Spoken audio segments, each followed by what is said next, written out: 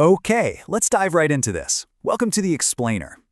Spending 30 years in the actuarial and risk management world, you get absolutely obsessed with predicting human behavior. We build these massive, complex models to calculate exactly what people are going to do. But today, we're not looking at a giant spreadsheet or a thick risk assessment textbook. We're looking at a single 14-word axiom that honestly functions like the perfect predictive model. It's cinematic in its simplicity, but when you put it under the microscope, it unlocks something huge about human potential. Let's break it down. So here's the source text. Listen closely to the rhythm of this. A person who feels appreciated will always do more than what is expected. Let the weight of those words sink in for just a second. To a risk guy like me, this reads literally like a mathematical formula, right? An input leading to a guaranteed output. But because we read common phrases so quickly, we kind of gloss over the microscopic gears turning inside them. Let's take this apart piece by piece and see how the mechanics actually work. Part 1, the emotional catalyst. Let's get into it.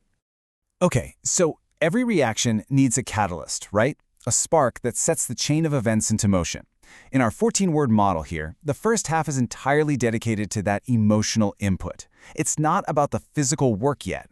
Notice it doesn't say a person who gets a bonus or a person who is thanked. It specifically says a person who feels appreciated. That is a massive distinction. The catalyst isn't just your external action of saying thanks. The catalyst is their internal realization. They actually have to internalize that their value is recognized.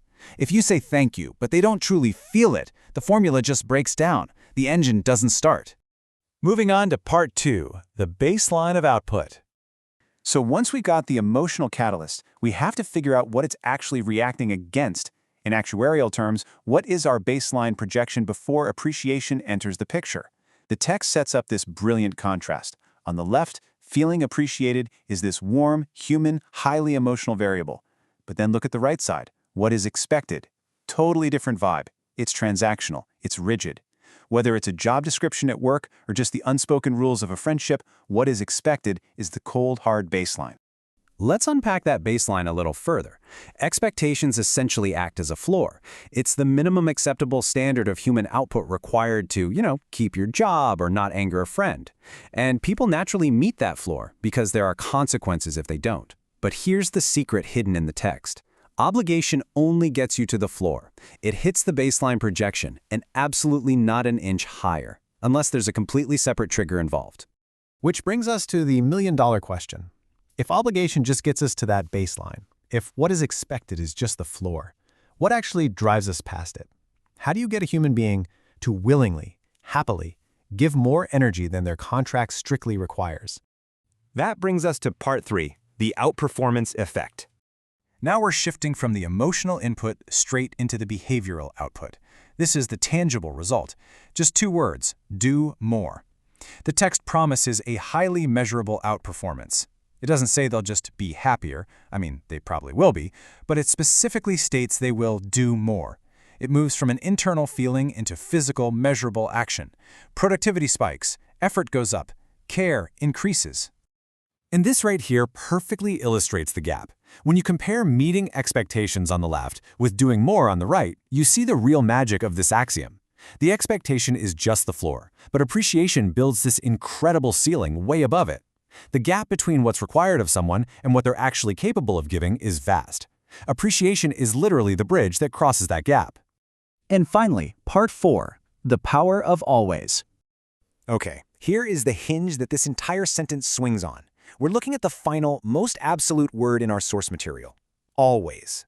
We'll always do more, not might do more, not usually does more depending on market conditions, always. Let me tell you, after 30 years analyzing risk, always is a word we almost never get to use. It means a 100% probability, zero room for exceptions. By using this word, the text elevates a simple piece of management advice into an unbreakable cause and effect loop, a fundamental law of human behavior. When you map it out like this, the whole 14-word quote becomes this beautifully simple, guaranteed 2-step deterministic model. Step 1, ensure the person genuinely feels appreciated. Step 2, watch as they inevitably do more than what's expected of them. You provide the emotional input, and you are mathematically guaranteed the behavioral output. It completely removes the complexity from motivating the people around you.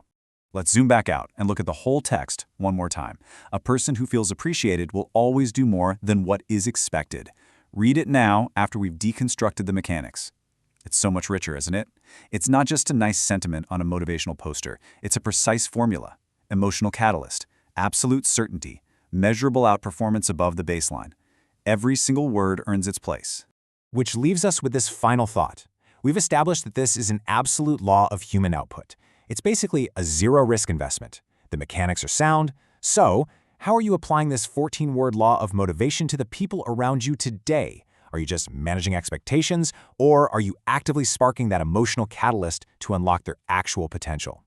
Think about the people in your life, right now, who could use that spark. Go test this axiom out for yourself. Thanks for joining me on this explainer, and I'll catch you next time.